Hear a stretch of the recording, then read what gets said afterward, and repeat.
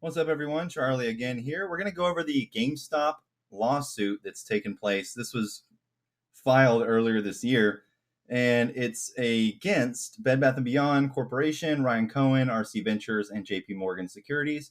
The plaintiff is Ping Cheng SI individually and on behalf of all others similarly situated. So we're going to take a look at this real quick. It's pretty lengthy. It's 100 pages long. I'm just going to go over some key points real quick. The introduction, this is a federal securities class action under the Securities and Exchange Act of 1934 against Bed Bath & Beyond, Cohen, RC Ventures, and JP Morgan. On behalf of all persons who purchased or otherwise acquired Bed Bath common stock, including those who bought to cover a short position.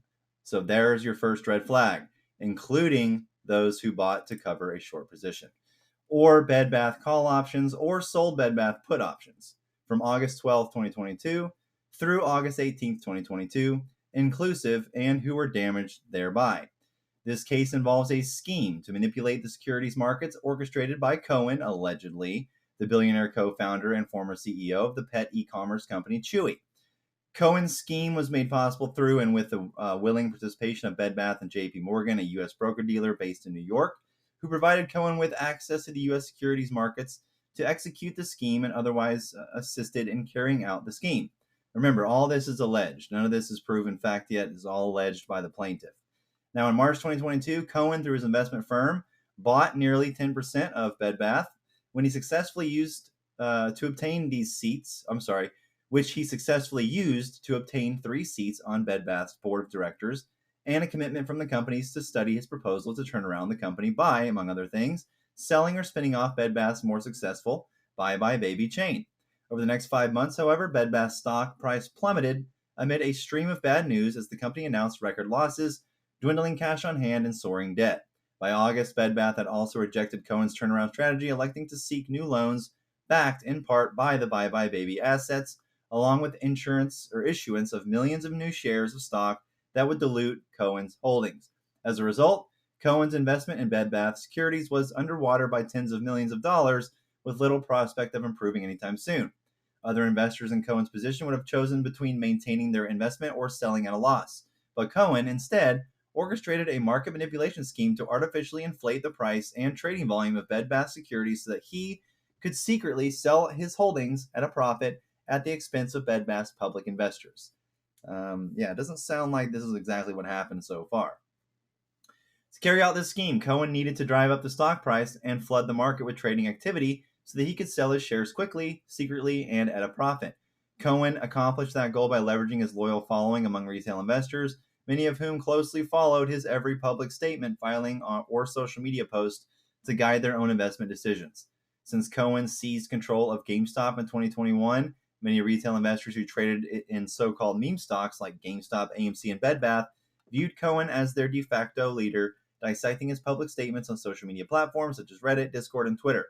Delivering targeted messages that he knew would appeal and resonate with those retail investors, Cohen deceived them into believing that he was holding onto his investment in Bed Bath and was projecting that the price of Bed Bath stock would soar to as much as $60 to $80 per share, a feat that Bed Bath has not achieved in years.